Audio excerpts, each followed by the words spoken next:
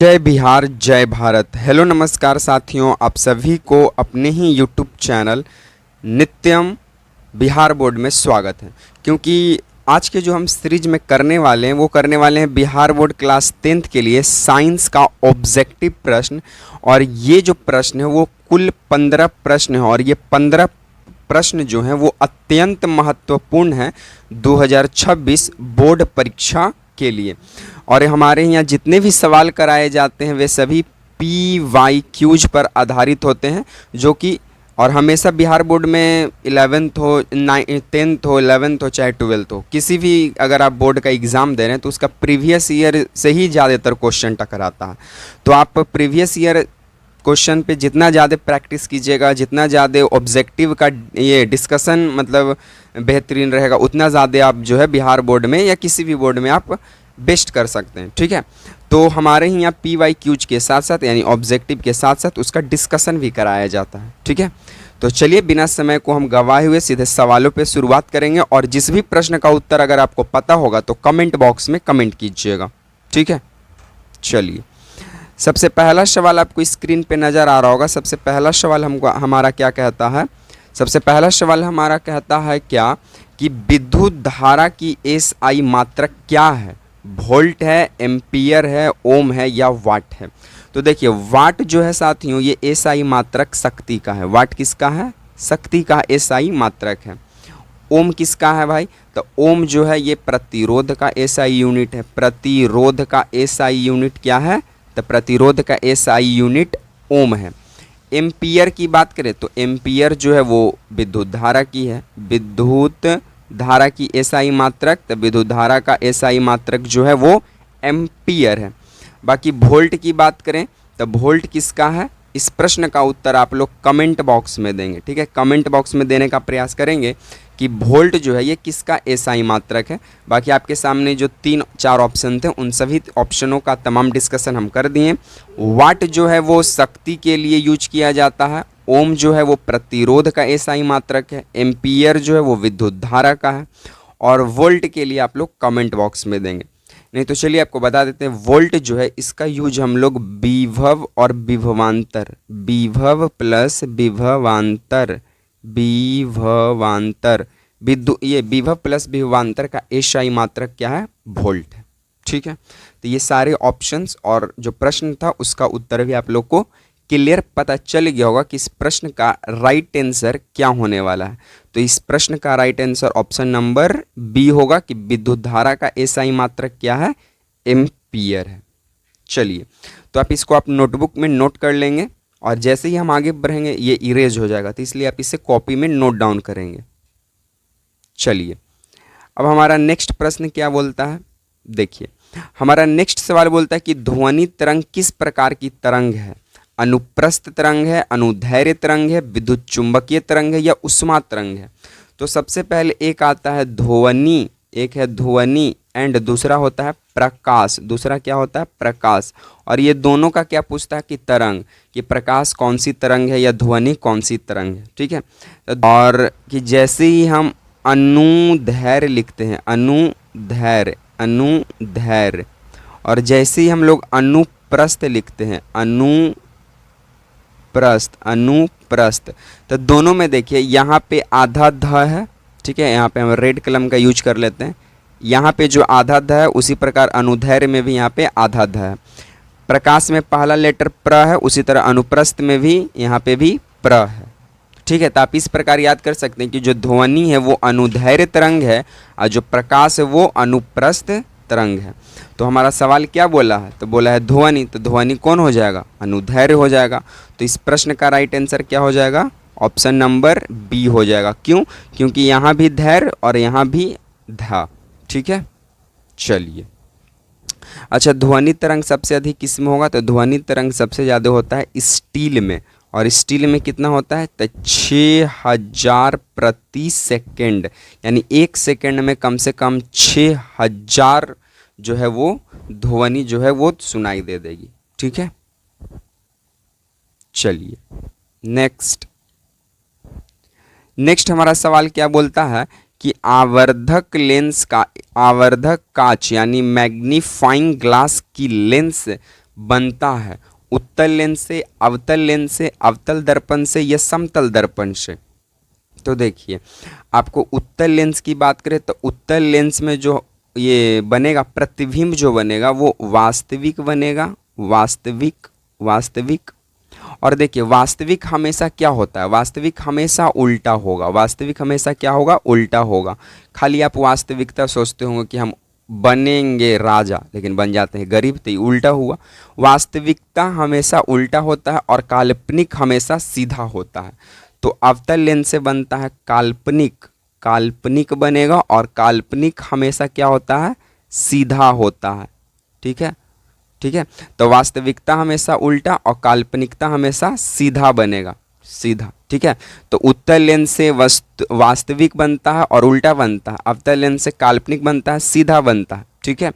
उसके बाद उत्तल लेंस का जो प्रयोग है वो हम लोग किस में कर देते हैं, तो इस चीज़ में ही कर देते हैं, यानी आवर्धक कांच बनाने में। तो इस प्रश्न का right answer option number A हो जाएगा। ठीक है।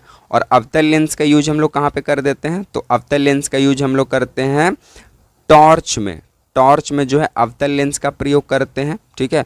और उत्तल लेंस का प्रयोग जो है हमारा आँख में भी है। आँख में कौन सा लेंस लगा हुआ है, तो आँख में भी हमारा उत्तल लेंस ही लगा हुआ है। बाकी उत्तल लेंस की बात करें तो उत्तल लेंस जो है ये दूर दृष्टि दोष को भगा देता है और अवतल लेंस जो है ये निकट दृष्टि दोष को भगाता है। ठीक है। तो निकट दृष्टि के निवारण के लिए कौन सा लेंस यूज करेंगे, तो निकट 3 अक्षर के, तो निकट ज़्यादा अक्षर वाला है तो अवतल भी ज़्यादा अक्षर वाला है। तो निकट दृष्टि दोष के निवारण के लिए अवतल लेंस, दूर दृष्टि जो है वो 2 अक्षर वाला है तो उत्तल 3 वाला हो जाएगा। ठीक है। तो दूर दृष्टि दोष के निवारण के लिए हमेशा उत्तल लेंस का यूज करें। ठीक है। तो आई होप कि आपको ये समझ में आया होगा, तो इसे भी आप नोटबुक में नोट करेंगे। चलिए नेक्स्ट हमारा सवाल बोलता है क्या चीज़ की ओजोन परत वायुमंडल के किस मंडल में पाई जाती है, शोभ मंडल में, समताप मंडल में, आयन मंडल में, बहिर्मंडल में। तो देखिए वायुमंडल का सबसे अंतिम भाग का ये नाम है बहिर्म मंडल। इसके बाद फिर क्या शुरू होता है, तो इसके बाद ब्रह्मांड शुरू होता है। ठीक है। आयन मंडल में क्या काम होता है भाई, तो आयन मंडल में जैसे में कि रेडियो हो गया, टावर हो गया, फोन सिम हो गया, ये सब आयन मंडल के ही वजह से, टीवी हो गया, संचालित होता है। और शोभ मंडल में क्या होता है, वायुयान उड़ता है ना। और समताप मंडल में क्या है भाई, तो ओजोन परत जो है इसी समताप मंडल में पाया जाता है। तो इस प्रश्न का right answer option number B होगा कि ओजोन परत कहाँ पाया जाएगा, तो समताप मंडल में पाया जाएगा। ठीक है। चलिए तो हम लोग नेक्स्ट सवालों की ओर हम लोग अब आगे बढ़ते हैं। नेक्स्ट हमारा सवाल क्या कहता है कि धातुओं का विद्युत चालकता अधिक क्यों होती है, क्या वो प्रोटॉन की उपस्थिति की वजह से, क्या मुक्त इलेक्ट्रॉनों की उपस्थिति की वजह से, क्या न्यूट्रॉन की उपस्थिति की वजह से, या उच्च घनत्व की वजह से। तो देखिए धातुओं का विद्युत चालकता अधिक होने का जो कारण है वो ये है कि धातुओं में जो इलेक्ट्रॉन जो है वो मुक्त स्थिति में पाए जाते हैं। किस स्थिति में पाए जाते हैं, मुक्त स्थिति में पाए जाते हैं। और मुक्त स्थिति की वजह से क्या होता है कि इलेक्ट्रिसिटी जो है, जो आवेश है, जो विद्युत धारा की जो आवेश है वो अधिक मात्रा में क्या करती है, प्रवाह करती है, अधिक मात्रा में प्रवाह करती है।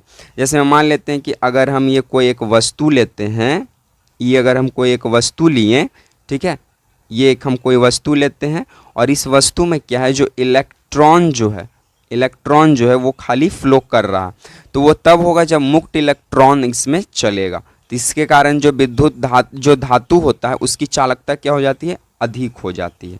तो उसका कारण है मुक्त इलेक्ट्रॉनों की उपस्थिति की वजह से। ठीक है।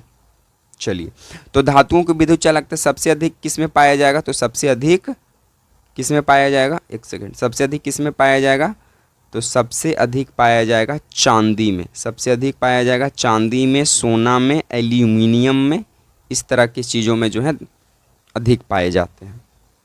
चलिए नेक्स्ट बोलता है कि विद्युत बल्ब में प्रयुक्त फिलामेंट किस धातु का होता है, तांबा का, एल्यूमिनियम का, टंगस्टन का, या चांदी का। तो देखिए जो चांदी जो है ये विद्युत का सबसे अच्छा चालक है, सबसे उत्तम, उत्तम इन समझते हैं ना, सबसे उच्च कोटि का क्या है, चालक है। यानी सबसे ज्यादा विद्युत धारा का प्रवाह किस में होगा, चांदी में होगा। ठीक है। तांबा की बात करें तो आप यहाँ से एक याद रखिए पीताजी, पीताजी यानी पी से याद रखिए पीतल, ठीक है, ता से याद रखिए तांबा और जी से याद रखिए जिंक। तो जो पीतल बना है वो बना है तांबा और जिंक के मिलने से। एल्यूमिनियम Al13 होता है, परमाणु क्रमांक क्या है 13, Al13। तो बच गया एक। तो विद्युत बल्ब के प्रयुक्त में फिलामेंट किस धातु का बना होता है, तो वो बना होता है टंगस्टन का। और टंगस्टन का जो प्रतिरोध है, टंगस्टन का जो प्रतिरोध जो है, अच्छा प्रतिरोध का साइन कैसे होता है, ऐसे कीजिए यानी कान टेढ़ा इस प्रकार का। तो प्रतिरोध का जो ये टंगस्टन का जो प्रतिरोध है वो अधिक होता है। ठीक है। तो विद्युत बल्ब का फिलामेंट किस धातु का बना होता है, टंगस्टन का बना होता है। ठीक है। और बल्ब में कौन सी गैस भरी हुई रहती है, तो बल्ब में हीलियम गैस भरी हुई रहती है, हीलियम। ठीक है। तो इस बात को भी आप जानकारी लीजिएगा और ये सारे सवाल आपके एग्जाम में पूछे गए हैं, बोर्ड एग्जाम में। ठीक है। चलिए, तो आप इस तरह के सवालों को नोट करते रहेंगे। ठीक है। चलिए, नेक्स्ट हमारा सवाल क्या कहता है कि पानी की शुद्धिकरण के लिए क्लोरीन गैस का प्रयोग क्यों किया जाता है। स्वाद बढ़ाने के लिए, देखिए यह बैक्टीरिया को मारने के लिए, रंग बदलने के लिए, गंध हटाने के लिए।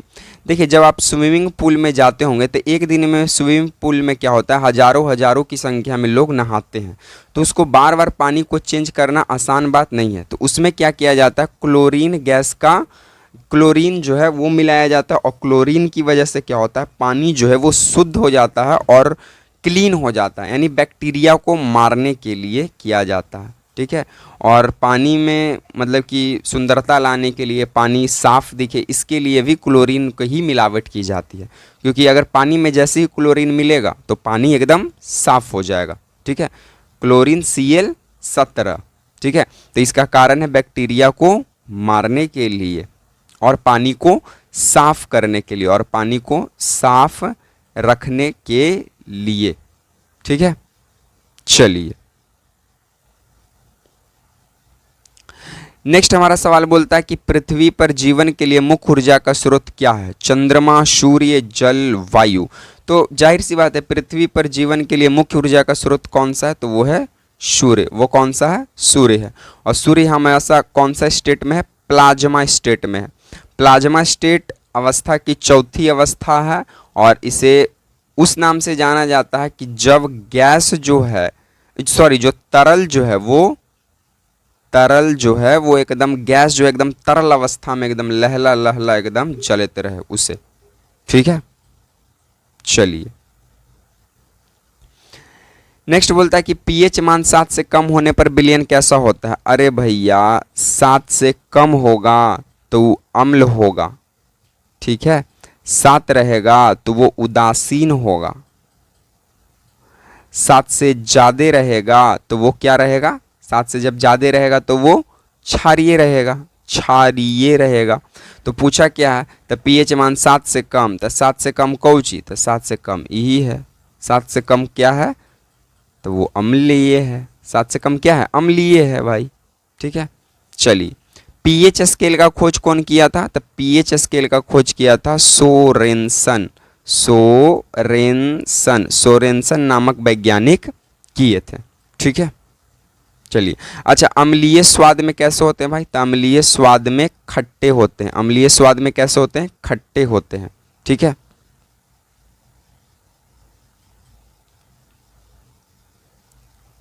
नेक्स्ट हमारा सवाल बोलता है कि हरे पौधे भोजन बनाने के लिए किस गैस का प्रयोग करते हैं, ऑक्सीजन का, नाइट्रोजन का, कार्बन डाइऑक्साइड का या हाइड्रोजन का। तो इस प्रश्न का उत्तर आप लोग कमेंट बॉक्स में देंगे, जरा हम देखते हैं क्या आंसर आता है। ठीक है। चलिए, पेट में भोजन के पाचन के लिए कौन सा अम्ल स्रावित होता है, नाइट्रिक अम्ल, हाइड्रोक्लोरिक अम्ल, सल्फ्यूरिक अम्ल, एसिटिक अम्ल। तो देखिए एसेटिक अम्ल का प्रयोग जो है ये सिरका में किया गया है। सिरका में कौन सा अम्ल होता है? एसेटिक अम्ल, जो चाउमीन में जो लिक्विड फॉर्म का मिलाया जाता है। बाकी नाइट्रिक अम्ल और सल्फ्यूरिक अम्ल ये दोनों मिलकर अम्लीय वर्षा कराते हैं। ये दोनों मिलकर क्या कराते हैं? अम्लीय वर्षा कराते हैं। और अम्लीय वर्षा का पीएच मान 5.6 से क्या होता है? कम होता है। ठीक है। और इसी अम्लीय वर्षा की होने की वजह से जो आज ताजमहल की जो सुंदरता है वो पीलापन, उस सुंदरता पर क्या पड़ रहा है? पीलापन। तो अम्लीय वर्षा से बिल्डिंग का जो कलर है वो पीलापन में आ जाता है, पीलापन पड़ जाता है। ठीक है। हाइड्रोक्लोरिक अम्ल का जो काम है वो पेट में रहे भोजन को पाचन करता है और भोजन के साथ आए हुए बैक्टीरिया मीन्स जीवाणु को मारने का कार्य करता है। तो इस प्रश्न का right answer option number B को चला जाएगा, राइट। ठीक है, चलिए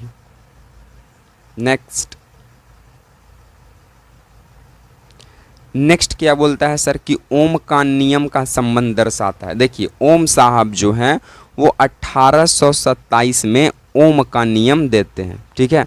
ओम का पूरा नाम क्या था? तो सर जॉर्ज साइमन ओम, सर जॉर्ज साइमन ओम इनका पूरा नाम था। 1827 में ये ओम का नियम देते हैं और ओम का नियम क्या था? तो V बराबर आई आर। ठीक है। तो ओम का नियम के संबंध को दर्शाता है कि जो भी है वो हमेशा आई के क्या होगा? समानुपाती होगा।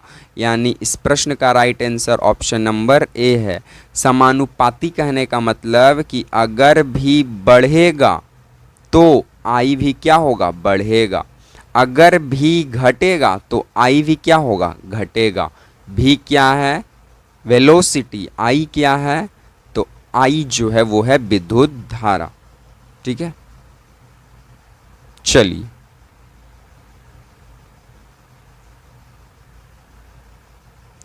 क्या बोलता है कि पृथ्वी का सबसे कठोर पदार्थ कौन सा? ये कौन ना जानता है जी कि पृथ्वी का सबसे कठोर पदार्थ हीरा है।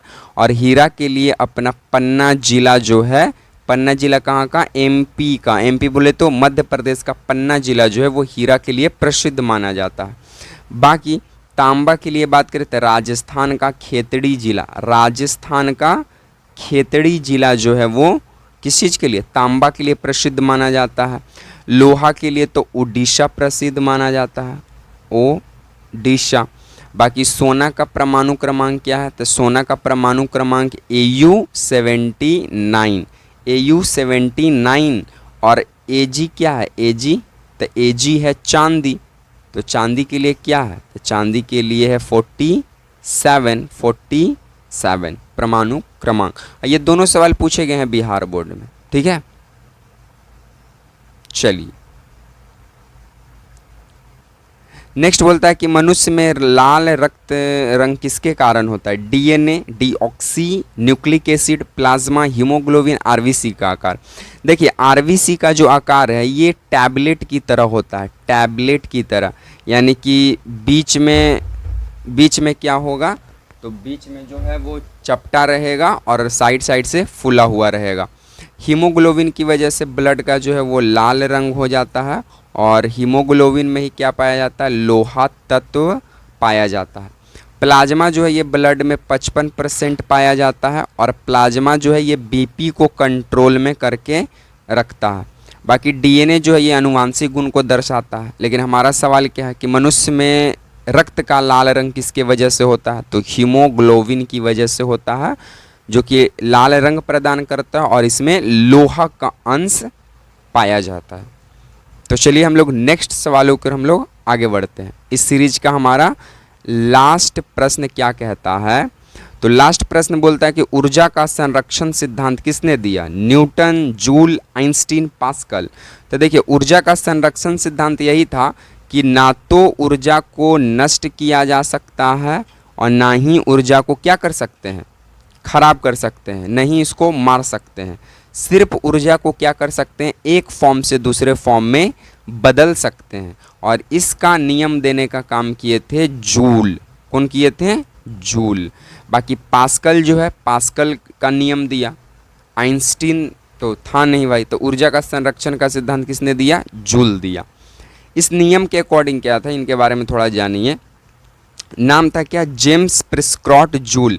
ये सिद्ध किए कि ऊर्जा को ना तो नष्ट किया जा सकता और ना ही उत्पन्न किया जा सकता, केवल एक रूप से दूसरे रूप में क्या किया जा सकता है? बदला जा सकता है। तो आज को हम सीरीज को यहीं पे रखेंगे। बाकी आप लोग को वीडियो कैसा लग रहा है कमेंट में अपनी राय जरूर देंगे। आपको इसी चैनल पर प्रतिदिन बिहार बोर्ड का साइंस का ऑब्जेक्टिव हो, चाहे एसएसटी का ऑब्जेक्टिव हो, ये सारे सब्जेक्ट्स का ऑब्जेक्टिव आपको उपलब्ध कराए जाएंगे, वो भी डिस्कशन के साथ। तो आप जुड़ना मत भूलेंगे, लाइक करेंगे वीडियो को एंड शेयर करेंगे एंड लास्ट में चैनल को सब्सक्राइब करेंगे। तो इसी तरह के सीरीज के साथ मिलेंगे नेक्स्ट वीडियो में। तब तक के लिए आप तमाम साथियों को जय हिंद, वंदे मातरम।